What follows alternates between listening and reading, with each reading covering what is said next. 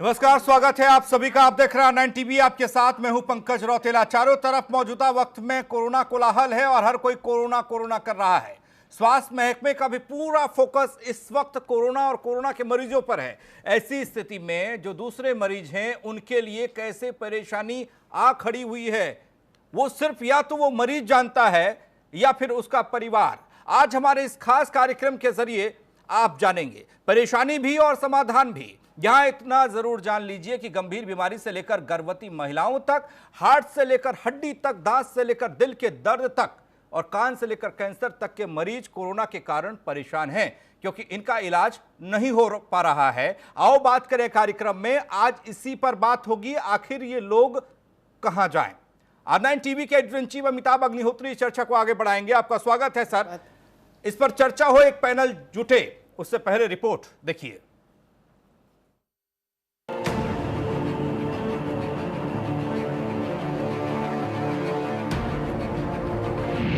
OPD में लगती थी लाइन, इमरजेंसी में भी बड़ी कतार। कोरोना ने दिया ऐसा दर्द, अब नहीं मिल रही दवा। देश में कोरोना की दस्तक से पहले बीते वक्त के आईने में अगर अस्पतालों की तस्वीर देखें तो सुबह अस्पतालों का ताला खुलने से पहले, डॉक्टर्स के आने से पहले ही ओपीडी के बाहर मरीज और तीमारदारों की लंबी लंबी कतारें क्रमबद्ध रहती थी। इन कतारों में अमूमन सर्दी, खांसी, बुखार, जुकाम से लेकर दूसरी आम तरह की परेशानियों के पेशेंट रहते थे। लेकिन कोरोना के कहर में अब जब से ओपीडी पर ताले पड़े हैं, डॉक्टर्स के लाले पड़े हैं, इन हालात में उन लोगों को ना डॉक्टर मिल रहा है और ना दवाई। इमरजेंसी में भी अब इमरजेंसी नहीं रही।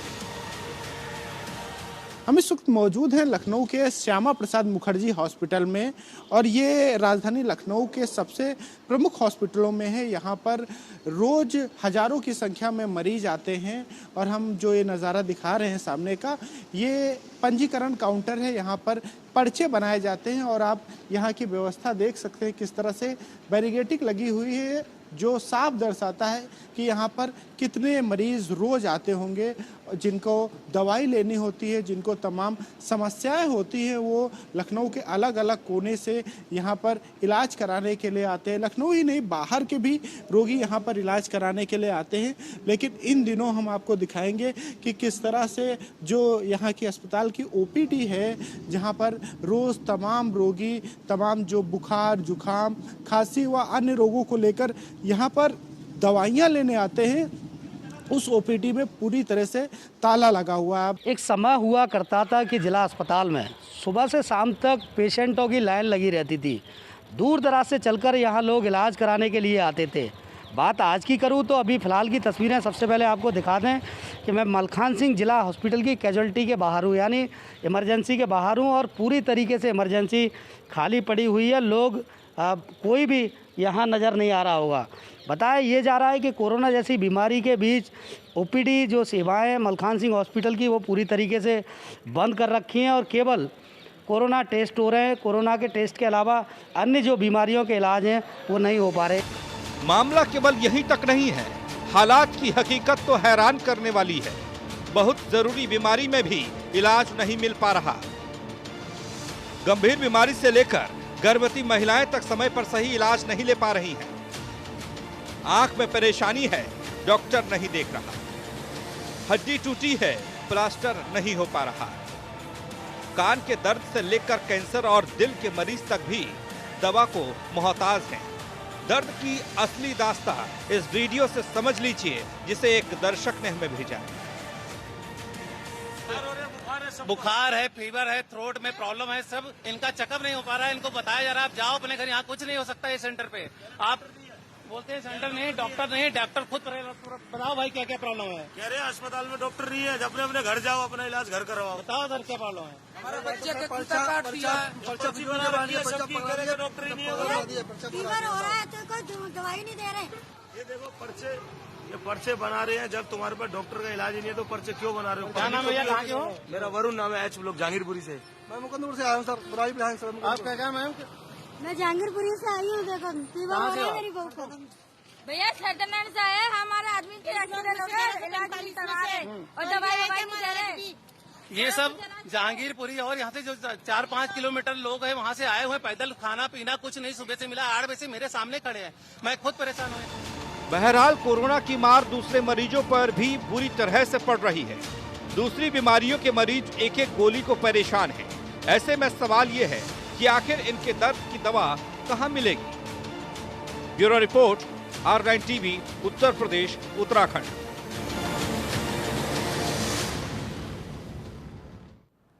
अब सवाल यह है कि आखिर ये तमाम लोग जाएं कहां, बुखार का इलाज कहां पर कराएं, हड्डी टूटे तो प्लास्टर कहां पर चढ़वाएं, दिल में दर्द हो रहा है तो वो कहां पर दिखाएं। इसी पर आज चर्चा होने वाली है। R9 टीवी के editor in chief Amitabh Agnihotri ji हमारे साथ हैं। स्वागत है सर आपका एक बार फिर से। डॉक्टर आशुतोष वर्मा जी विशेषज्ञ हमारे साथ हैं, आपका स्वागत है। और Ashutosh Dubey ji CMS civil hospital हमारे साथ है, आपका भी स्वागत है सर। शफायत हुसैन नेता बीजेपी हमारे साथ हैं, आपका भी स्वागत है। Satish Chandra Pandey ji retired joint director स्वास्थ्य विभाग उत्तर प्रदेश, आप सभी का स्वागत है। चर्चा की शुरुआत अमिताभ जी आपसे। बहुत महत्वपूर्ण विषय ये और गंभीर सवाल ये कि कोरोना के अलावा भी बहुत सारी बीमारियां इस देश और दुनिया में हो रही हैं, लेकिन एक वीडियो के जरिए जो तस्वीर दिखी वो क्या कहती है? देखिए, एक शेर था, वो यहाँ पूरा तो फिट नहीं बैठता, लेकिन मौजू है कि और भी गम है ज़माने में मोहब्बत के सिवा। माना कि कोरोना सबसे बड़ी त्रासदी है, अधिकांश संसाधन उसमें लगने ही चाहिए, सरकार के और निजी क्षेत्र के स्वास्थ्य सेवाओं के। लेकिन कम से कम कोई वर्गीकरण तो करेंगे कि नहीं करेंगे? 22 करोड़ की आबादी उत्तर प्रदेश की, मैं मान लूं 10% आदमी भी बीमार होगा तो 2.25 करोड़ नॉन कोरोना, जो कोरोना के आने से पहले से बीमार था, वो 2.25 करोड़ कहां जाए? कोरोना कोरोना चिल्लाए घर में बैठ के, ये छाती पीटे। डॉक्टर साहब तो बंद कर दिए दुकान, प्राइवेट वाले, हॉस्पिटल बंद, बड़े बड़े निजी हॉस्पिटल जिन्होंने सरकार से जमीनें ली कम पैसों में वो भाग गए। सरकारी घुसने नहीं दे रहा, वो कह रहा only corona, no other disease. चलो जी, डॉक्टर खुद जान बचा रहा, मरीज हाय हाय कर रहा। अजब सी स्थिति पैदा हो गई, देश भर में पैदा हो गई। मुझे कोई ये समझा दे, गुणी व्यक्ति, काबिल व्यक्ति, आलिम फाजिल, कि जी जब ऐसा कोई साइंटिफिक डाटा मेरे सामने रख दे कि जब कोई बड़ी ऐसी महामारी आती है तो बाकी सब बीमारियां ठीक हो जाती हैं। क्या ऐसा है? नहीं ना, बाकी लोगों को मरने के लिए छोड़ दे।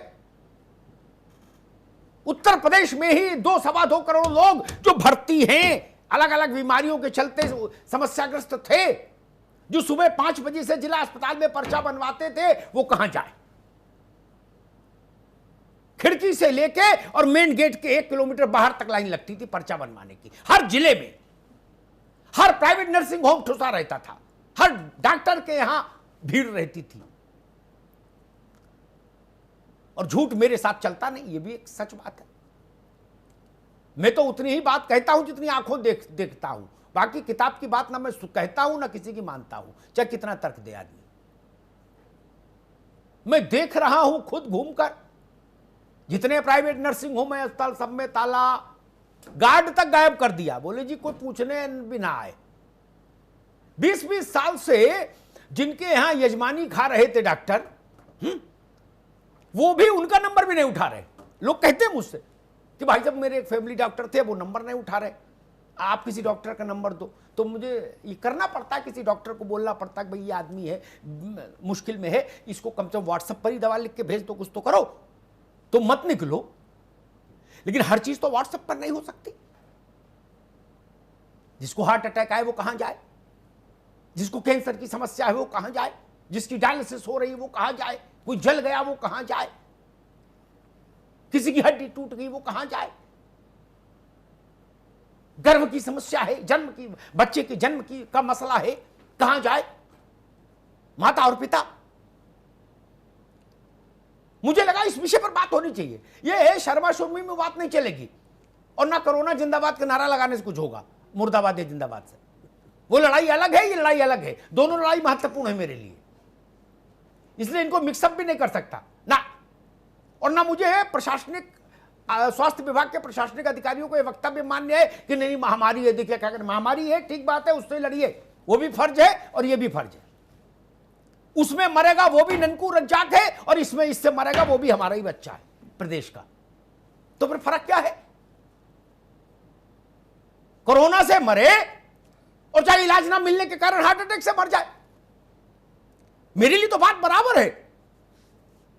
यह आशुतोष दुबे जी के रिकॉर्ड के लिए अलग हो जाएगा मामला कि वो दूसरे रजिस्टर में लिखा जाएगा, वो दूसरे रजिस्टर में, लेकिन मेरे पास तो एक ही रजिस्टर है कि इंसान मरा।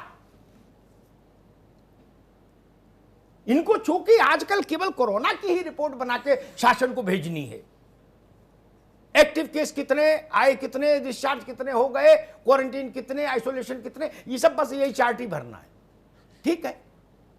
लेकिन केवल ये चार्ट उत्तर प्रदेश नहीं हो सकता ना वाइस करूं, बाकी लोग कहां जाएं, मैं इस प्रश्न को लेकर खड़ा हुआ। मैंने एक सुझाव दिया था मुख्यमंत्री जी को आज से 10 दिन पहले। मैंने कहा था भयभीन हो न प्रीत, ये जान लो, राजदंड का प्रयोग होना चाहिए। निजी अस्पतालों से कहिए कि दरवाजा खोलिए। कैसे भाग जाएंगे आप? क्लिनिक, या तो क्लिनिक सीज कर दीजिए, और नहीं तो डॉक्टर से कहिए बैठो, किट पहन के बैठो भाई, अस्ताने दस्ताने 4-4 जोड़ी पहन के बैठो, बैठना पड़ेगा। इस देश से आप हैं, आपसे देश नहीं है। आपने अनाज छोड़ दिया लोगों को। कल तक जिनसे आपने पैसा ले लेके अट्टालिकाएं खड़ी कर ली, बड़े बड़े अस्पताल बना लिए, उन्हीं गरीबों को झूठी सच्ची दवा देकर, जांचें करके, आज भाग जाएंगे। जिसको एक जांच जरूरी है उसकी 27 जांच कराते हो पैसे के चक्कर में। अल्ट्रासाउंड नहीं जरूरी है फिर भी करा दो, क्योंकि 800 रुपया कमीशन में लौट के आ जाएगा। ये जो तमाम उपक्रम थे, जब आप इस देश में ये कर रहे थे और हम लोग तब भी श्रद्धा का भाव रख रहे थे, तो प्रभु आप कम से कम दुकान तो खोलो। गरीब कहां जाए? ना सीएमओ मिल रहे, ना डायरेक्टर मिल रहे, ना ज्वाइंट डायरेक्टर मिल रहे, कहां जाए, किससे कहे? और कहीं कोई फोन उठा भी ले तो डांट देता, कहता पागल हो, कोरोना का मसला चल रहा है, तुम्हें अपनी पड़ी। क्या करें? कोरोना भी महत्वपूर्ण है, लेकिन अगर मेरी हड्डी टूट गई तो मेरे लिए तो उस वक्त विश्व की सबसे बड़ी समस्या मेरी हड्डी है। किसी के घर में किसी वृद्ध पिता को हार्ट अटैक आ गया तो उस बच्चे के लिए तो लॉकडाउन और कोरोना से बड़ा मसला यह है कि मेरे पिता की जान बचेगी या नहीं। किसी मां के वो समय आ गया संतान को जन्म देने वाला, तो उसको मैं राजाज्ञा दिखाऊं कलेक्टर की कि एतद द्वारा मैं जिलाधिकारी फला जिला फला फला प्रदत्त शक्तियों का उपयोग करते हुए घोषणा करता हूं कि लॉकडाउन रहेगा।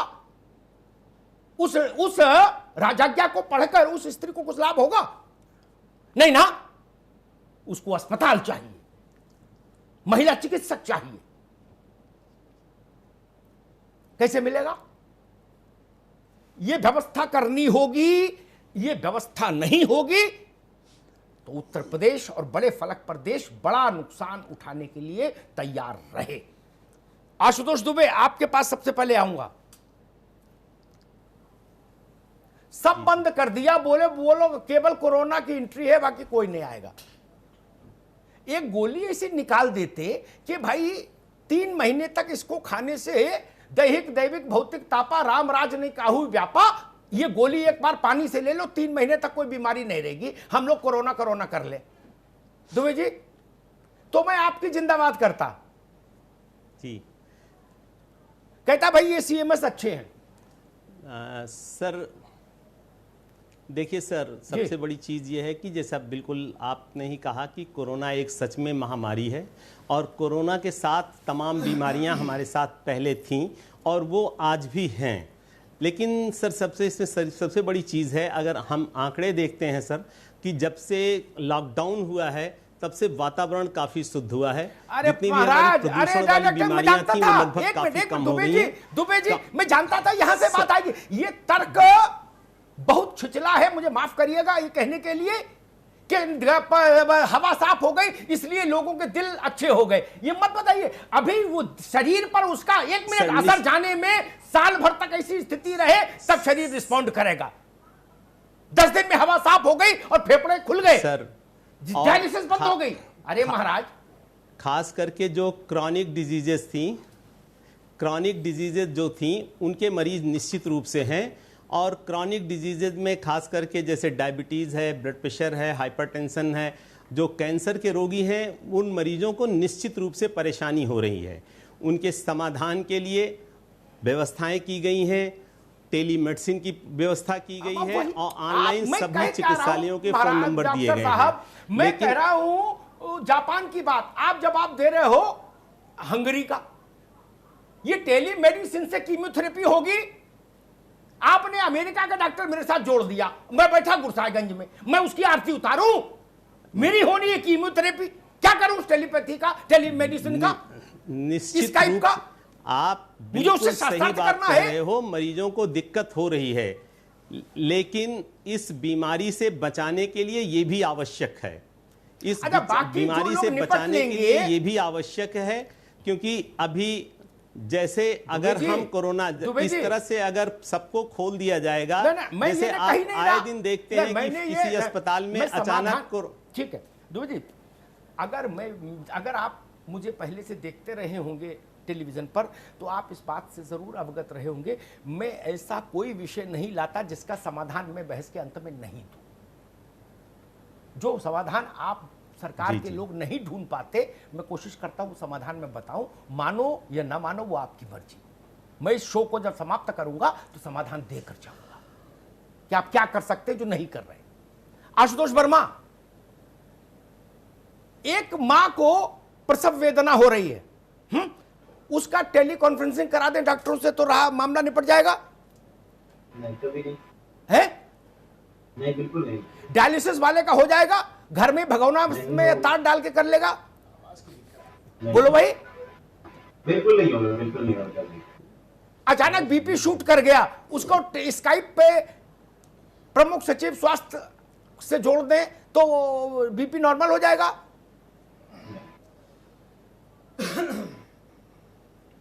वर्मा जी, बिल्कुल नहीं होगा, बिल्कुल नहीं अभी होगा। तक तो हम ये सुनते रहे, अगर आपका बीपी बढ़ जाए, हार्ट की धड़कन बढ़ जाए तो पहले 24 घंटे या 6 घंटे या 8 घंटे बहुत महत्वपूर्ण है, तुरंत चिकित्सा की मदद लीजिए, नहीं तो मर जाएंगे।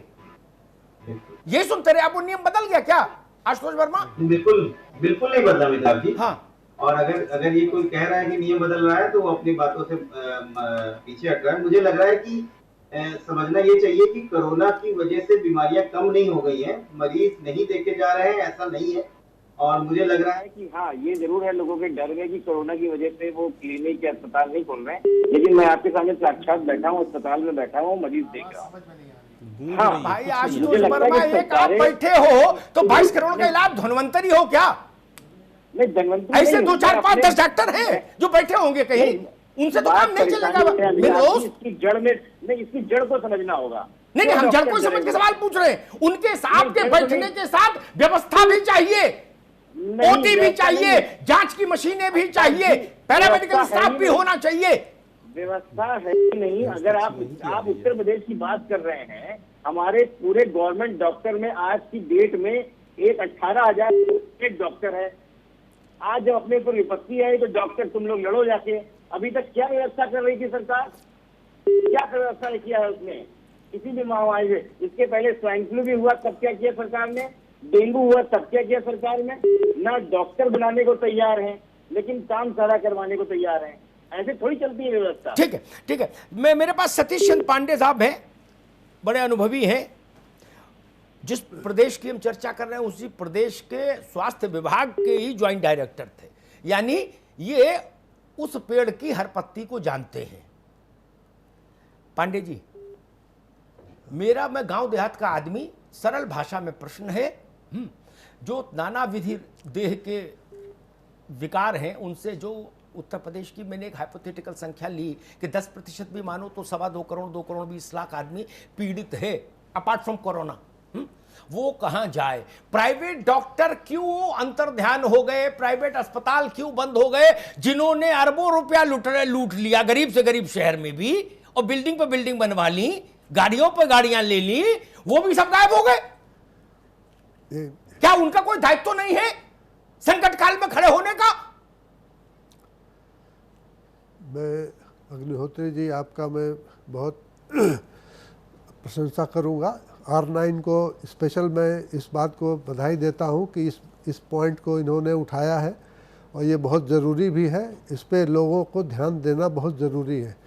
मैं तो कहूँगा कि जितने भी हॉस्पिटल्स हैं कम से कम एक हॉस्पिटल, जैसे एक सरकारी एक प्राइवेट, कम से कम ये खुले, जिसमें कि इमरजेंसी केसेस में, जैसा आपने बताया डिलीवरी केसेस का, भाई जो हार्ट अटैक का या जैसे जो भी इमरजेंसी केसेस हैं उसको डील करें। तो कम से कम एक हॉस्पिटल हर डिस्ट्रिक्ट में रहे, एक प्राइवेट एक, क्योंकि अब वो फिर हो जाएगा, गरीब आदमी कहेगा कि साहब प्राइवेट में उतना हम तो पैसा दे नहीं पाएंगे, हम कैसे कर पाएंगे।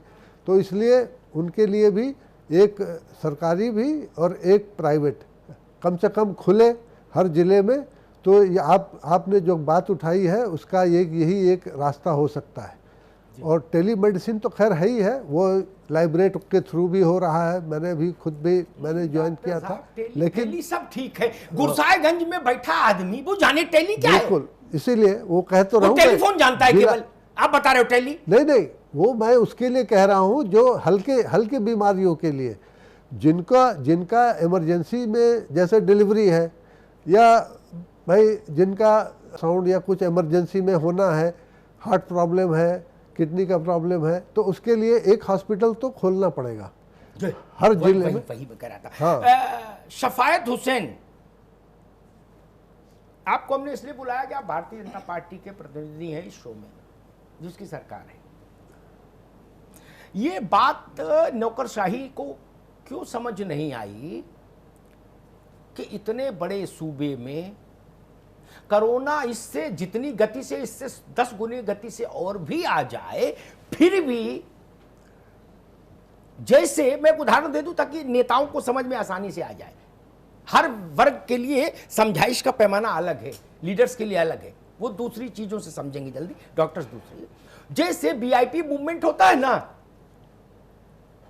तो जिला अस्पताल में 10 बेड खाली रखे जाते हैं और हर ब्लड ग्रुप का ब्लड रखा जाता है, 10-10, 5-5 बोतल, यूज हो ना हो, ठीक है ना, कि भाई अचानक बड़ा आदमी गुजर रहा है, मान लो खांसी हो जाए, कुछ जुकाम हो जाए, कोई मसला हो जाए, तो मामला बिल्कुल चकाचक रहे, ठीक है ना।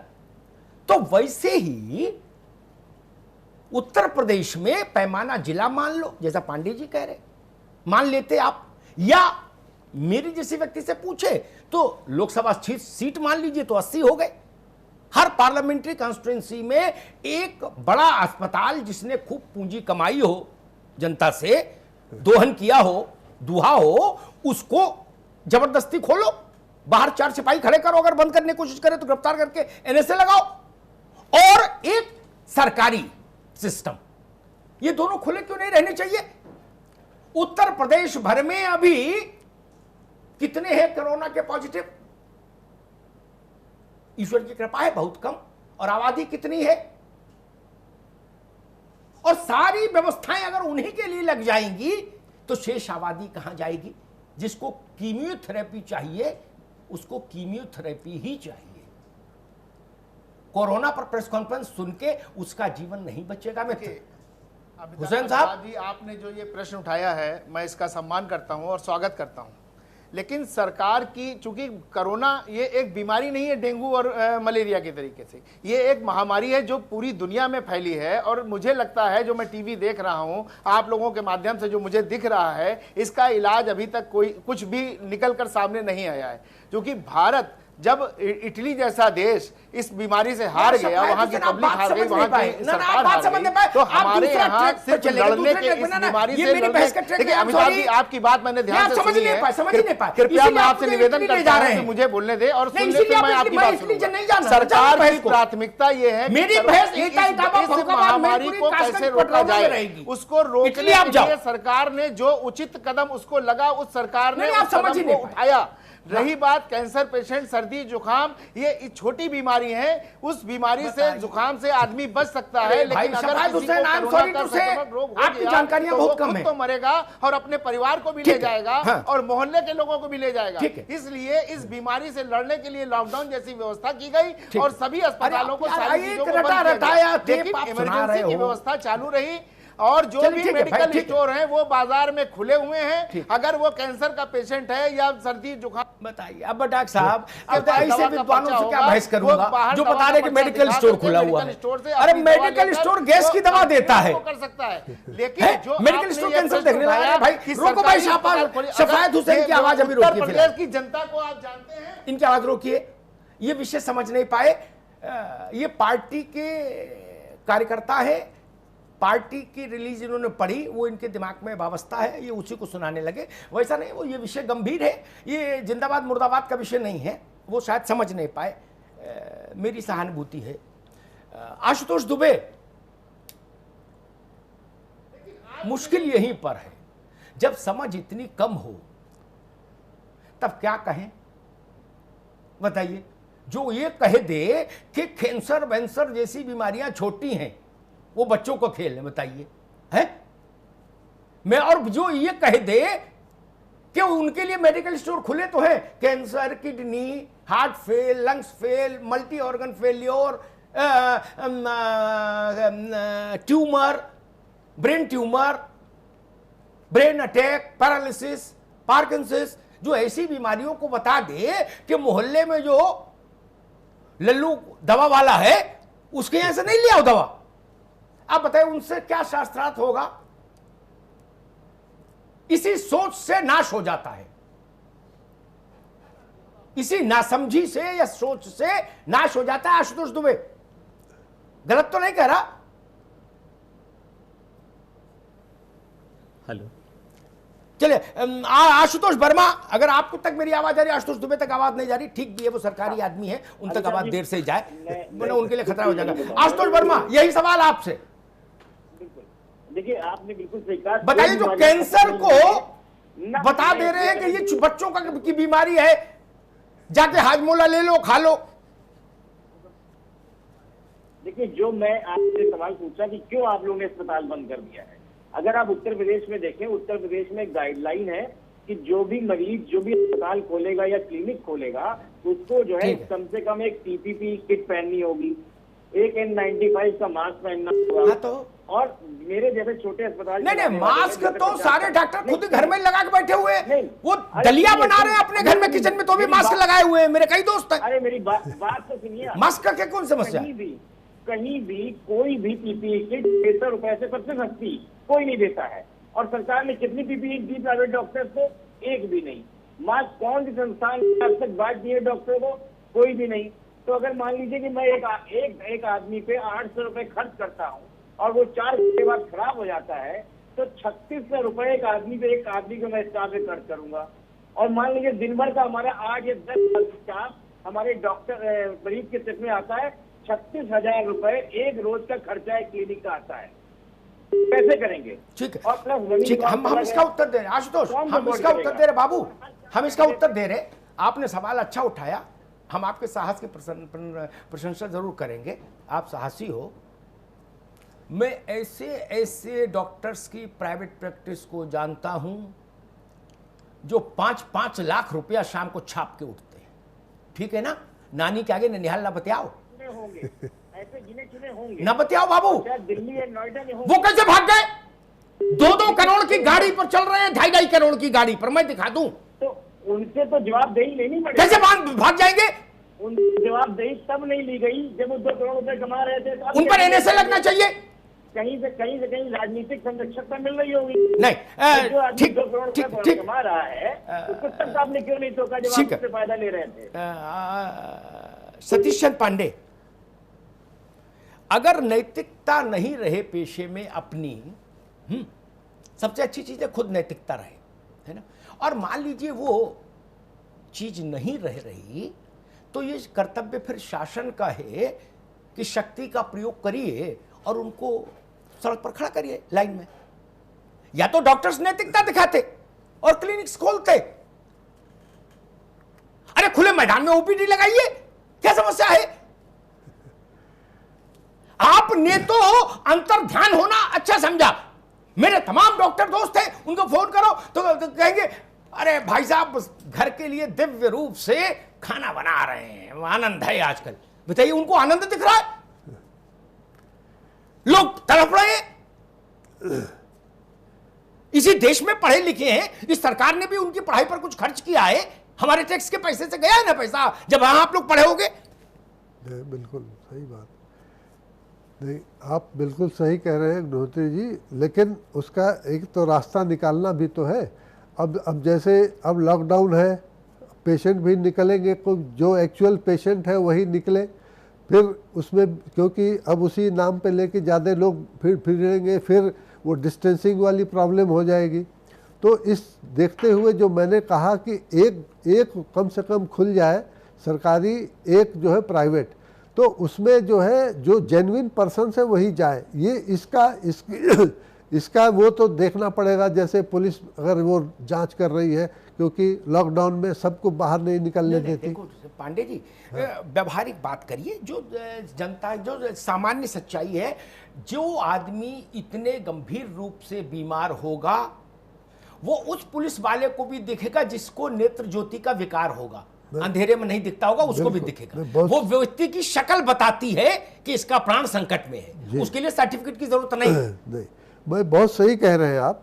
मैं इसलिए तो कह रहा हूं कि एक हॉस्पिटल कम से कम खुले सरकारी और एक प्राइवेट, क्योंकि सरकारी के लिए तो भाई जनरल पब्लिक जो है, गरीब आदमी है, वो उसी में जाएगा, और जो पैसे खर्च कर सकते हैं उसके लिए कोई दिक्कत नहीं है, वो अपना उसमें जाए।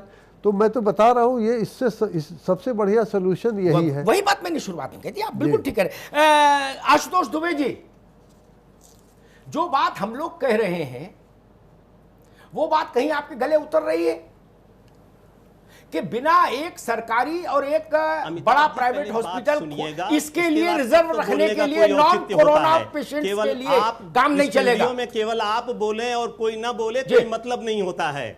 पहले बात सुनिए, उसके बाद आप करिए डिस्कशन। इस तरह से डिस्कशन बताइए, इसीलिए आपके पास आए। आपकी आवाज जनमानस की चिकित्सालय 24 घंटे खुले हुए हैं, आकस्मिक सेवाएं बराबर चल रही हैं। जो मरीज घर से नहीं आ पा रहे हैं उनको 108 और 112 पुलिस लेकर के आ रही है। हॉस्पिटल के ड्रग काउंटर्स खुले हुए हैं और डेली के डेली मरीज देखे जा रहे हैं। और दूसरी सबसे बड़ी चीज जो है, हॉस्पिटल में जो आते थे, ऐसा मेरा अपना व्यक्तिगत अनुभव है, एक्सीडेंटल केसेस बहुत आते थे, एक्सीडेंटल केसेस कम हो गए हैं। आप मर्चरी का इतिहास ले लीजिए, जो पोस्टमार्टम हाउस है, जहां पर प्रतिदिन जो है 25 से 30 बॉडी का पोस्टमार्टम होता था, वहां पर 2 से 4 का पोस्टमार्टम हो गया है। मैं बतौर चेस्ट फिजिशियन हूं, सांस के मरीज जो इस मौसम में एक्यूट अटैक होते थे, हमारे पास डेली आम दिनों में 100 फोन आते थे, आज हमारे पास 10 से 15 फोन सिर्फ आते हैं। सरकार की व्यवस्था पर प्रश्न उठाना बड़ा आसान काम होता है स्टूडियो में बैठ करके, लेकिन धरातल पर देखना, आप स्वयं बताइए कितने कोरोना के मरीजों का इंटरव्यू जाकर के वार्ड में किया है। यह सब केवल स्टूडियो में बैठ करके केवल बोल देना, बता देना, सरकार को सलाह दे देना बहुत आसान है। सरकार के हर अधिकारी 16 घंटे से लेकर के 20 घंटे काम कर रहे हैं, और आज इसी का परिणाम है कि कोरोना महामारी को हमने कंट्रोल में कर लिया है। जहां पर विश्व के अन्य देश उसके सामने नतमस्तक हो गए हैं, और वहीं पर उत्तर प्रदेश या भारत के उत्तर प्रदेश भी विश्व का 6वां या 7वां राष्ट्र होता है। वहां पर कोरोना की संख्या भी 2000 के अंदर है। अगर हम इस तरह से, अगर हम समाज के जिम्मेदार लोग अगर इस तरह के प्रश्न उठाएंगे सरकार की नीतियों पर, तो सरकार का हतोत्साहन होगा और हम लोग खुद विफल हो जाएंगे। बात आपकी बिल्कुल ठीक है, जायज आशुतोष दुबे, आ गई लेकिन आपकी आप बात। ये भी आ तो गई, सोचिए आ कि गई। जब अगर किसी आदमी गई से आपकी कहिए बात। कि तुम एक वक्त भूखे रह लो, आशुतोष छत से दुबे, आ गई बात आपकी। R9 की छत से कूद जाओ, तो R9 की छत से कोई नहीं कूदेगा, वो भूखा रह लेगा। अगर जुकाम बुखार खांसी से पीड़ित है तो वो घर में रह लेगा। वो जानता है कि कोरोना जैसी बीमारी अगर होगी तो उसका कोई उपचार नहीं है, डॉक्टर भी नहीं उपचार कर पाएंगे। आखिर डॉक्टर भी तो एक आदमी है, जो हमारे यहाँ फार्मासिस्ट या नर्स जो काम कर रहे हैं, इसीलिए डॉक्टर है। आदमी नहीं होता तो डॉक्टर ही नहीं बनाते। कोरोना मरीज का आपने इंटरव्यू लिया जाकर के, आदमी नहीं होता तो डॉक्टर ही नहीं बनता। ये सब गलत बातें हैं। हाँ, प्राणी है, हमेशा इसीलिए प्रोत्साहन डॉक्टर करिए, सरकार की नीतियों ठीक की है। सराहना करिए। ये सरकार ने इस आशुतोष तरह से दुबे, किया ठीक है, है दुबे कि जी, आगे आपकी कोरोना बात। विजय की स्थिति में आप निश्चित आशुतोष मानिएगा, दुबे कुछ अपने दिनों के अधिकार बाद क्षेत्र जो है, का हम निश्चित अतिक्रमण रूप कर से गए। विजयी होकर के उतरेंगे। वो और सरकारी विश्व मुलाजिम पटल पर हैं, भारत एक उन्हें अजीब अपनी सा सीमा में व्यक्तित्व रहना करेगा चाहिए। कि कोरोना जैसी महामारी को वो ये जिसका है, कोई ये दवा कैसे नहीं थी, समझा जिसका सकते कोई हैं कि हम उपचार नहीं सरकार था, से सवाल उसमें करें हम कि ना भारत करें? जीत करके आया है। आशुतोष भारत दुबे की वो सबका स्थिति नेतृत्व नहीं ना। करेगा। बिल्कुल अग्नोती सरकार से सवाल करने का अधिकार मुझे हमेशा है। ये कोई डॉक्टर बताएगा जो सरकार का मुलाजिम हो? अस्पताल नहीं जाएंगे आप भी, ये सरकारी मुलाजिम मुझे समझाएंगे? ये बातें सब बिल्कुल उत्तर प्रदेश अच्छी सरकार से लगती हैं, तनख्वाह लेने वाले लेकिन लोग मुझे वास्तविकता यही बताएंगे? है। अरे आप अपनी नौकरी करिए भाई, आप कौन होते हैं मुझे ये समझाने वाले कि मैं सवाल करूं कि नहीं करूं? काम कर रहे हैं, अगर आप समझाएंगे? न करते होते अजब हाल है भाई, जो है स्वस्थ नहीं रहते। अजब अजब स्थिति है। बता रहे हैं कि आप सरकार के उस पर व्यवस्था पर सवाल कैसे उठा रहे हैं? चिकित्सक हर मोड़ पर खड़ा है। व्यवस्था सबकी है, सरकारी डॉक्टर ये देश सबका है, ये प्रदेश सबका है। होता तो प्राइवेट चिकित्सक याद आते हैं, ठीक है ना? इसलिए ये मत समझाने की कोशिश करिए। हर हॉस्पिटल में सरकार की जहां काम कर रहे हैं वहां निष्ठा से काम करिए, उतने पर्याप्त है। आपको हमारी कल के आपके आशुतोष वर्मा, ठीक है, आशुतोष दुबे आ गए आपके बाद। लॉकडाउन फेल होने के बाद भी हमारे आशुतोष वर्मा, अजब हाल है भाई। सरकारी डॉक्टर कह रहे हैं कि सरकार पर सवाल नहीं उठाइए, व्यवस्था पर सवाल नहीं उठाएं तो जापान पर सवाल उठाएंगे। टैक्स हम यहां की व्यवस्था के लिए देते हैं ना, तो सवाल क्या हंगेरिया के लिए उठाएंगे? बिल्कुल सवाल उठाना चाहिए। और देखिए, मैं जहां अजब हाल है भाई। प्राइवेट डॉक्टर्स की तरफ से बात करूं, देखिए मैं ये बात को सुनिश्चित करता हूं कि कोई भी डॉक्टर कहीं पीछे नहीं है। ये हो सकता है कि 2-4 जो डॉक्टरों की आप बात कर रहे हैं वो क्यों बंद है मुझे नहीं पता, लेकिन हर डॉक्टर अपने लेवल पे काम कर रहा है। लेकिन हम लोग ये चाहते हैं कि सरकार की तरफ से हमको क्या प्रोटेक्शन मिल रहा है। आप देखिए, कल केंद्र सरकार ने आनंद फानन में डॉक्टर्स के प्रिवेंशन के लिए एक्ट ला दिया। हाँ, लाया है। और जिसके लिए डॉक्टर पिछले कई सालों से लड़ रहे थे, आज देश के ऊपर आ गई, आज आपके ऊपर आ गई, तो आपने आनंद फानन में एक्ट ला दिया। क्या इतने दिनों से हमको मार पिटाई पड़ रही थी, इमरजेंसी में डॉक्टर को मारा जा रहा था, तब चिंता किसी को नहीं हो रही थी। हम तब खड़े हैं, हम आज भी खड़े हैं आपके लिए। आप हमको बताइए कि हम कैसे अपने आप को प्रोटेक्ट करें। हमको भी तो थोड़े से पीपीई किट दे दीजिए, हमको भी तो मास्क दे दीजिए। बिना हथियार के हम कैसे लड़ाई लड़ लें आके? जितनी हो सकती है उतनी लड़ाई लड़ रहे हैं। हाँ। तो सरकार से यही अपील है कि थोड़ा प्राइवेट डॉक्टर के लिए सोचिए। तो नहीं, सतीश चंद्र पांडे, जो बात आशुतोष वर्मा कह रहे हैं उसमें भी दम है कि अगर परिस्थितियां आपातकालीन है तो उनका निस्तारण भी आपातकालीन स्तर पर ही होना चाहिए। जो ढांचागत सुविधाएं हैं, जिसमें सुरक्षात्मक किट है खासतौर पर, ये इनिशिएटिव फिर गवर्नमेंट को लेना चाहिए, हेल्थ डिपार्टमेंट को लेना चाहिए कि जो प्राइवेट हॉस्पिटल्स खुलेंगे उनको ये उपलब्ध हम करवा देंगे, लेकिन आप खोलिए, इतना तो करना चाहिए। बिल्कुल नहीं, वो इसी के तर्क की आड़ में जो अपना हॉस्पिटल बंद करके घर में। नहीं, ये तो खैर आप बिल्कुल सही कह रहे हैं कि उसको, इसलिए तो मैं कह रहा हूँ कि एक कम से कम एक खुले और उसमें कोई दिक्कत ना हो। और वो सही कह रहे, वो डॉक्टर साहब भी सही कह रहे हैं कि बहुत से हॉस्पिटल्स में ये काम हो रहा है। वो सिर्फ कोरोना के नहीं और भी पेशेंट देखे जा रहे हैं, लेकिन हाँ ये जनरलाइज नहीं है। वो कहीं कुछ ही हॉस्पिटल हैं जहाँ पे सब काम हो रहा है। तो इसलिए ये उनका भी कहना एक तरह से सही है कि काम तो हो रहा है, बिल्कुल ठप नहीं है, लेकिन ये है कि हाँ एक आध खुल जाए जिसमें कि हर तरह के पेशेंट का वो इलाज हो सके, और स्पेशली जो इमरजेंसी वाले केसेस हों, जैसे ठीक बात है। हाँ, माने जो ऐसे केस हैं जहां जीवन का संकट है। जी, मैं बात कर रहा था जीवन के संकट की। आशुतोष दुबे मुझे समझा रहे थे कि जिस सर्दी जुकाम में आदमी घर में बैठेगा, सर्दी जुकाम तो अपने आप खुद ठीक कर लेता। वो आपके पास कभी आया भारत का आदमी? कभी नहीं आता। वो गर्म पानी पी लेता है, अजवाइन फांक लेता है और ठीक हो जाता है। उतना समझदार वो आप हमारे आपके जन्म से पहले से है। हमारी दादी उतना जानती थी जितना आप बता रहे हो कि वो छत से कूद जाएगा और ऐसा नहीं करेगा और वैसा नहीं करेगा। कैसी भाषा है ये? सरकारी मुलाजिम है लोग। सरकार को देखना चाहिए, ऐसे लोग आपका चेहरा बनेंगे क्या? ये प्रशासन को देखना चाहिए। मैं बात करूंगा जयप्रताप सिंह से कि ऐसे लोग ऐसा आपका चेहरा है जिनको भाषा की मर्यादा नहीं पता। 30 साल हो गए मुझे, जाने कितनी सरकारें और कितने डायरेक्टर हेल्थ मैंने देख लिए, और जाने कितने सिविल अस्पताल देख लिए। ये मुझे समझाएंगे लोग कि आपने जाके देखा। जितना उत्तर प्रदेश मैंने देखा होगा दुबे जी, उतना आपने अपनी नौकरी में नहीं देखा होगा। मुझे मत समझाइए। मैं एक सांस में उत्तर प्रदेश के 50 जिलों के और 50 शहरों के नाम गिना दूंगा, आप नहीं गिना पाएंगे। वो और पत्रकार होंगे जिनको आप ऐसे बोल के निकल जाए। मेरे सामने वाणी की ये मर्यादा कभी मंत्री और मुख्यमंत्रियों ने नहीं खोई। आप तो बहुत छोटे स्तर के कर्मचारी हैं उत्तर प्रदेश सरकार के। आशुतोष वर्मा, आप प्राइवेट डॉक्टर्स ने गवर्नमेंट के सामने ये मांग रखी क्या कभी कि बेसिक प्रोटेक्शन हमको दीजिए? क्योंकि सरकार ने एक व्यवस्थागत निर्णय लिया कि प्राइवेट हॉस्पिटल्स में ओपीडी शुरू करवाइए। ये निर्णय हो चुका है कागज पर, लेकिन हो ना ही रहा, ये भी सच है। इक्का दुक्का कहीं कोई कर रहा है, उसको मेरा धन्यवाद, मेरा प्रणाम, लेकिन हो नहीं रहा बाय एंड लार्ज। ठीक है ना? जितने मेरे पास उत्तर प्रदेश में 120 संवाददाता हैं, 120 लोकसभा सीट से ज्यादा। आपके पास तो कहीं सुनी बात होगी, मेरे पास कैमरे पर स्क्रीन के शॉट्स के साथ बात होती है ना? इसलिए मैं जानता हूं कहां कितने अस्पताल क्या देख रहे हैं। क्या आप लोगों ने गवर्नमेंट के साथ बैठकर कभी बात की वहां अपने जिले के कलेक्टर से, कमिश्नर से, कि भाई अगर हम लोग खोलना चाहें तो हमको ये बेसिक जरूरतें पूरी करवाओ? अमिताभ जी, आईएमए ने, उत्तर प्रदेश के आईएमए ने भी बात करी है। परेशानी ये है कि उन्होंने कहा कि आप लोग अगर अस्पताल खोलना चाहते हैं तो आप लोगों को जो भी करना है वो अपने स्तर पे करना होगा, सरकार इसमें मदद नहीं करेगी और आपसे हम अपेक्षा करते हैं कि आप सरकार का साथ देंगे। अब आप ये बताइए कि ये कल मैं आपको आपके चैनल पे दिखा रहा हूँ, ये एक मास्क लेके आया हूँ।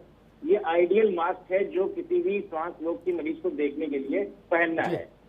आप मार्केट में जाइए और हमको कोई भी मुनाफाखोरी अपनी बात से नहीं आता है। 4000 का ये मैं लेके आया हूँ। रोज ऐसे कम से कम 20 मास्क मैं पहनता हूँ जिनकी कीमत एक डिब्बे की 200 रुपए है। मैं रोज पहन रहा हूँ। N95 मास्क आपसे बात करने से पहले मैं हटाता हूँ, 250 रुपए का है।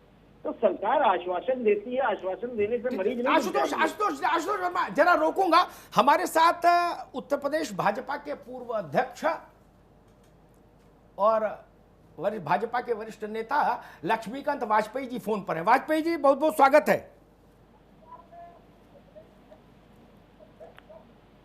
वाजपेयी जी बहुत बहुत स्वागत। नमस्कार। नमस्कार वाजपेयी जी, मैं कह रहा था कि कोरोना से लड़ाई अच्छे ढंग से लड़ रहा है देश प्रदेश, दिख भी रहा है, आंकड़े भी बता रहे हैं, तस्वीर भी बता रही है, ये प्रसन्नता का विषय है। लेकिन जो उसमें तमाम और बीमारियां, व्याधियां हैं,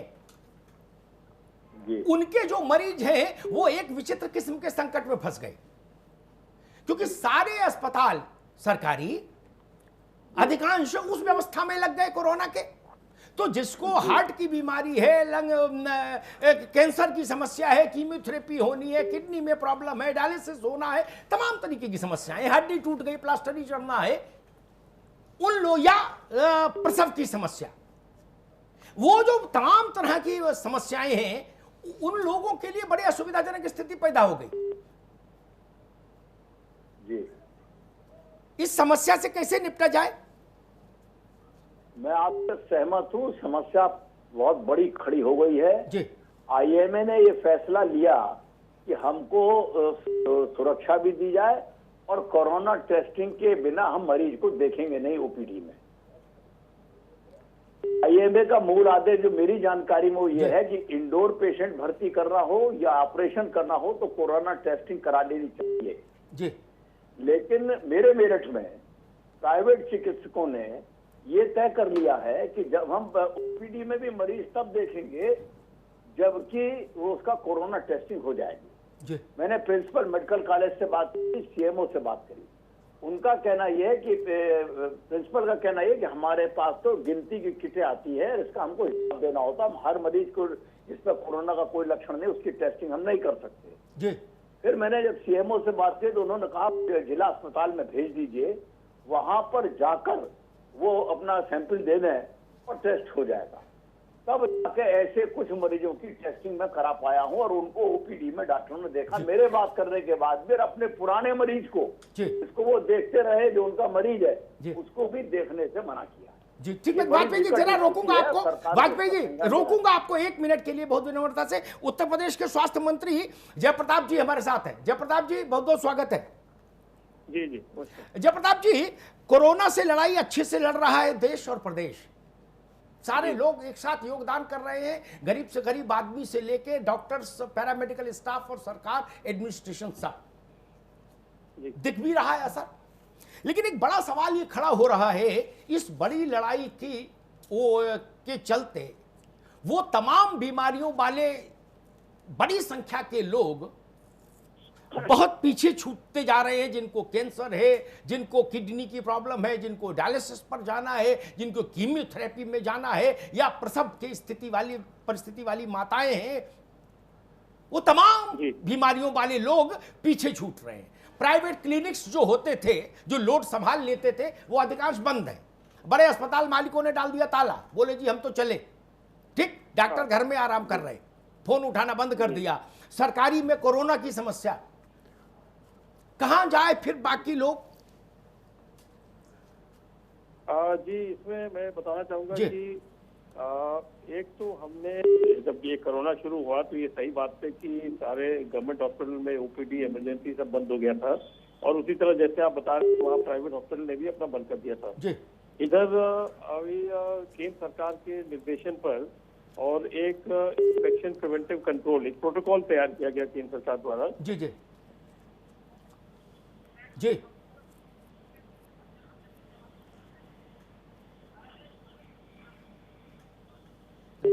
जयप्रताप जी के साथ कुछ संदेश पहुंचने की समस्या हो गई। वाजपेयी जी अभी जुड़े हैं हमारे साथ। जी वाजपेयी जी, आप बहुत अनुभवी राजनेता हैं, उपाय बताइए क्या किया जाए, क्योंकि बहुत बड़ी जनसंख्या है इस तरह की बीमारियों से ग्रसित।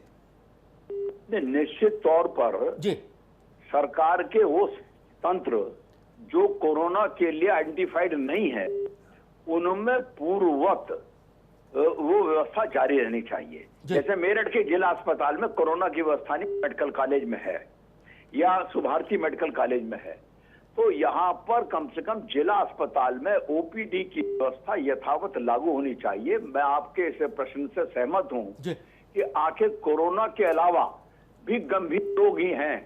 अब 4 दिन पहले की बात है, एक महिला को प्रसव की पीड़ा थी और लेडी डॉक्टर ने पहले कोरोना का टेस्ट करा के लाओ, और वो 4500 रुपए का प्राइवेट टेस्ट है, वो भी 24 घंटे में रिपोर्ट देगी।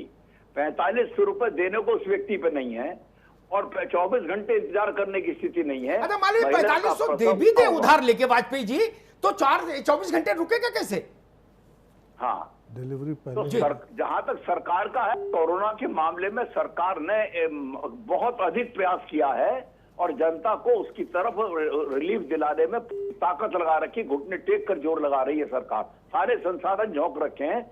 लेकिन कोरोना के अलावा बाकी मरीजों को लाइलाज नहीं छोड़ सकते, बाकी मरीजों को लावारिस नहीं छोड़ सकते। इस पर जरूर सरकार को विचार करना चाहिए, क्योंकि कई बार ऐसी स्थिति होती है वाजपेयी जी से, मान लीजिए हृदय में कोई प्रतिक्रम पैदा हो गया या प्रसव की स्थिति, इस टाइप की जो चीजें हैं, या स्ट्रोक आ गया, ये तो इंतजार ही नहीं करती। कोरोना टेस्ट का रिजल्ट तो बहुत देर में आता है, ये तो आप घंटे 2 घंटे का खेल है, आप खत्म हो गया मामला ही, फिर रिपोर्ट कुछ भी आती रहे, उस आदमी नहीं रहता, कैसे छोड़ दे? निश्चित तौर पर सरकार को इसको तत्काल विचार करना चाहिए। अगर स्वास्थ्य मंत्री जी आ जाएंगे तो मैं भी उनसे ये आग्रह करूंगा अगर वो जुड़ते हैं दोबारा। जी जयप्रताप जी दोबारा जुड़े हैं क्या? अच्छा हेलो जी जी जी अब अभी जुड़ रहे हैं, अभी जुड़े नहीं हैं वाजपेयी जी। लेकिन हाँ वो सवाल बहुत महत्वपूर्ण है। डॉक्टर्स अगर कह रहे कोरोना जांच हो, ठीक है, उनका अब उन भी सावधानी अच्छी चीज है, लेकिन कई परिस्थितियां ऐसी हैं सतीश जी जिसमें उतना समय ही ईश्वर नहीं देता उस बीमारी में, उस संकट में। और कोरोना का जांच 5 मिनट, डायबिटीज की जांच तो है नहीं कि स्ट्रिप पर एक बूंद गिर रखा और नंबर आ गया डिजिटल। क्या रास्ता निकाले? नहीं, उसके लिए तो फिर प्रोटेक्शन किट देना बहुत ज़रूरी है, पीपीई वाली। तो प्रोटेक्शन किट के साथ तो हम उसका इलाज कर सकते हैं। तो ऐसे केसेस में, और क्योंकि वेट कर नहीं सकते आप जब तक उसका रिजल्ट आए कि पॉजिटिव है या नेगेटिव है, तब तक के लिए, इसलिए ये प्रोवाइड हो अगर ये सब किट, तो कोई दिक्कत नहीं है उनका इलाज करने में। तो ये गवर्नमेंट की तरफ से कम ये प्रोवाइड हो जाए तो ये आराम से हो सकता है इसका इलाज। जी ये बात आपकी ठीक है। आशुतोष वर्मा कुछ कहना चाह रहे थे, बताइए भाई। आपने सुना, मंत्री जी को भी सुना, वाजपेयी जी को सुना। जी अमिताभ जी, आपके चैनल से मैं अभी स्वास्थ्य मंत्री जी नहीं है, ये बहुत स्वागत योग्य स्टेप होगा कि अगर गवर्नमेंट, देखिए उत्तर प्रदेश की जनता सिर्फ अगर सरकारी अस्पतालों से चल पाती तो ये मुमकिन नहीं होता। हम लोग जानते हैं कि हम लोग भी सेवा कर रहे हैं और इसी प्रदेश के लोगों की सेवा कर रहे हैं। अगर आप कोई वॉलंटियरली कहता है कि भाई मैं अपना अस्पताल खोलूंगा, तो आपको उसको प्रोटेक्शन किट तो देनी ही चाहिए। मिनिमम इतना अगर आप कर दें तो हम लोग काफी आगे, हम लोग बढ़ने के लिए तैयार हैं। भाई स्वाइन फ्लू भी इसी देश में हुआ, हम लड़े। डेंगू भी इसी देश में हुआ, हम लड़े। और इबोला भी कहीं पे हुआ था, वहां भी चिकित्सक लड़े थे। आशुतोष जी आप डटे रहिए, आप डटे रहिए। आप जिस तरह से काम कर रहे हैं, डॉक्टर जिस तरह से काम कर रहे हैं वो करते रहिए। जिस तरह से आपको जिस चीज़ की ज़रूरत है, आपने मांग इस मंच के माध्यम से रखी है और उम्मीद कीजिए कि सरकार तक ये मांग पहुंची हो, वो इस मांग पर गौर फरमाएंगे। लेकिन यहाँ समय का थोड़ा सा अभाव, वक्त हो चला संपादकीय टिप्पणी का। अमिताभ जी के पास हम सीधे चल रहे हैं। अमिताभ जी प्लीज। बार बार बात आई उपाय क्या है, मैं 2-3 उपाय बताता हूं जी। शासन के जितने लोग सुन रहे होंगे, अगर जयप्रताप भाई सुन रहे होंगे तो बहुत अच्छा है। हर जिले में उस जिले का सबसे बड़ा निजी अस्पताल खुलवाइए, वहां के कलेक्टर की जिम्मेदारी लगाइए, जिले की कमिश्नर की, कप्तान की, उनको बुलवाएं, प्रमोटर्स को, उनके साथ बैठक करें और उनको हर संभव सुरक्षा का एहसास मुहैया कराइए। वो प्रोटेक्शन किट से होता हो प्रोटेक्शन किट दे दीजिए, मास्क से होता हो मास्क दीजिए, दस्ताने देने से होता हो दस्ताने दीजिए। 4 सिपाही हॉस्पिटल के बाहर खड़े करने से हो, उनको भरोसा जमता हो तो 4 सिपाही खड़े करिए। लेकिन हॉस्पिटल खुलना चाहिए प्राइवेट। एक हर जिले में एक सरकारी स्वास्थ्य की व्यवस्था भी नॉन कोरोना पेशेंट्स के लिए आरक्षित होनी चाहिए। उतनी ही सख्ती के साथ, फिर कह रहा हूं, सुन ले सरकारी अमला, उतनी ही सख्ती के साथ आरक्षित करिए जैसे कोरोना के लिए की है। आइडेंटिफाइड कर दिया हॉस्पिटल कि this hospital belongs to only corona, कोविड-19। वैसे करिए कि नॉन कोविड-19 जोन है। जांच होनी चाहिए, सही बात है, कोरोना की जांच हो जाए। लेकिन उन स्थितियों में जहां जीवन इतनी प्रतीक्षा नहीं कर सकता, वहां जीवन बचाया जाना चाहिए। 2 दिन 3 दिन बाद नेगेटिव पॉजिटिव आता रहेगा, आदमी मर जाएगा तो उस रिपोर्ट को चाटेगा, क्या करेगा कोई? ये छाती पर रख के उसकी दाह संस्कार करेंगे?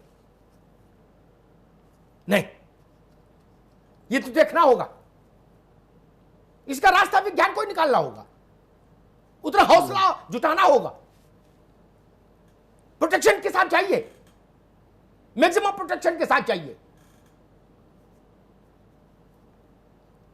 हर पेशे की अपनी गरिमा है और हर पेशे का अपना जोखिम है। हमको डॉक्टर साहब कह रहे थे दुबे जी कि स्टूडियो में बैठकर आप अस्पताल में बरसों बरस बैठे रहे, सरकारी तनख्वाह लेते रहे सब लोग, लेकिन पत्रकार दंगा कवर करता है नंगे सिर, पुलिस वाले के सिर पर हेलमेट होता है दुबे जी, है ना, और बुलेट प्रूफ जैकेट पहनता है कप्तान। अमिताभ अग्निहोत्री शामली में, मुजफ्फरनगर में नंगा सिर दंगा कवर करता है, तब आप ठंडे में बैठे रहते हो, वो घंटी बजाते हो तो चाय लाओ, क्योंकि सिविल सर्विस में, अरे उस सिविल अस्पताल के मालिक हो भाई, बड़े आदमी हो, या सतीश जी रहे होंगे तो ये कारगिल में थोड़ी नहीं गए होंगे, ये भी दफ्तर में बैठते होंगे और ड्यूटी पे निकलते होंगे तो सरकारी गाड़ी से निकलते होंगे, है ना। अमिताभ अग्निहोत्री ने कारगिल भी देखा, अमिताभ अग्निहोत्री उस दिन भी वहां था, आप गूगल पे उतना देख पाओगे, उसमें भी डर जाओगे, जिस दिन पार्लियामेंट पर आतंकी अटैक हुआ था वाजपेयी के रिजीम में, मैं वहां मौजूद था फिजिकली, भौतिक रूप में। आप मुझे समझाएंगे? और जिस सेवा में आप हैं, वाणी संयम का अभ्यास करो मित्र, वाणी संयम का, ये चलेगा नहीं ना जी, और मेरे साथ तो कतई नहीं। एक सुझाव और सरकार को दूंगा, कोवण छोट कहत अपराधु, हर बीमारी का दुखद, सबसे दुखद पक्ष मृत्यु है, वो बीमारी छोटी हो या बड़ी हो। मेरे एक डॉक्टर मित्र थे, आर राम मनोहर लोहिया के निदेशक रहे, वो मुझसे कहते थे कि अग्निहोत्री साहब, मुझसे लोग पूछते हैं कि ऑपरेशन मेरा मेजर है कि माइनर, तो बोले मैं कहता हूं कोई ऑपरेशन माइनर नहीं होता, ईश्वर के दिए शरीर में अगर जरा सी भी छेड़छाड़ करनी है तो वो मेजर ही होगी, ये समझ लीजिए, कोई माइनर नहीं होता। मैंने फोड़े के ऑपरेशन में आदमी को मरते देखा है, सुजीत जी, इंफेक्शन हो गया, एम्स जैसे हॉस्पिटल में, जहां देश की सबसे बढ़िया प्रतिभा है, सबसे बेहतरीन इंतजाम है जी, देश भर के तपस्वी डॉक्टर जहां काम करते हैं, मैं उनको सैल्यूट करता हूं। लेकिन है, शरीर तो शरीर है, इसलिए मैं कहूंगा ये तो तय करना होगा, लक्ष्मण रेखा तो खींचनी होगी। हमारी 70% ऊर्जा, मैं समराइज करूं, 70% ऊर्जा हमारी कोरोना से लड़ने में लगे, ये वक्त की जरूरत है। लेकिन 30% स्वास्थ्य सेवाएं नॉन कोरोना पेशेंट्स के लिए आरक्षित करना जरूरी है। ईश्वर न करे मुझ पर आरोप लगाया गया स्टूडियो में बैठकर, ये बड़ा पुराना आरोप है, अब ये गति खो चुका, बड़ा मतलब पिट गया आरोप, नया लाते तो मजा आता। खैर, ईश्वर न करे जितने लोग मेहमान मेरे साथ यहां बैठे हैं, इनके किसी के घर में ऐसी कोई इमरजेंसी आ जाए तो उससे लॉकडाउन भी पता लग जाएगा, अस्पताल भी पता लग जाएगा, पीपीई किट भी पता लग जाएगी, और N95 क्या नाम है उसका, जो नाक पे लगाते हैं, N95 से लेके N25 तक सब पता लग जाएगा एक ही घंटे में जी। फोन घुमाते घुमाते पागल हो जाएगा, है ना, कि कहां से ऑटो बुलाऊं और कहां से टैक्सी बुलाऊं। और अगर खुद ही बड़ा है अपने घर में, ईश्वर न करे ऐसा हो, और बाकी बच्चे हैं और एक हाउस वाइफ है, उसकी कल्पना करके देख लीजिए जी, कल्पना करके देख लीजिए। और अगर दिल तेजी से नहीं धड़कने लगे तो कहिएगा अमिताभ अग्निहोत्री गलत बात उठाने आए थे। मैं 30 वर्ष की पत्रकारिता छोड़ दूंगा। ये पहले स्थिति है जब मुझे किसी ने कहा कि स्टूडियो में बैठकर, यह बात उत्तर प्रदेश के तमाम मुख्यमंत्री रहे मेरे पत्रकारिता के कार्यकाल में, उन्होंने नहीं कहा। जितना सरकारी बाबुओं को उत्तर प्रदेश समझ आता है, उससे 1 इंच ज्यादा मुझको समझ आता है। ये बात आगे से जरूर ध्यान रखिए।